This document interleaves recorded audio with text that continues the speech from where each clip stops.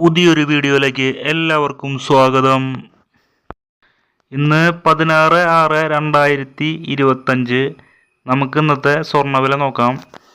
ഇന്ന് 24 കാരറ്റ് സ്വർണത്തിന് 1 ഗ്രാമിന് 10,151 രൂപ, 1 പവന് 81,208 രൂപ.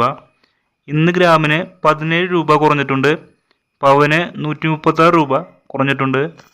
ഇന്നത്തെ 22 കാരറ്റ് സ്വർണത്തിൻ്റെ വില 1 ഗ്രാമിന് 9,305 രൂപ, 1 പവന് 74,440 രൂപ.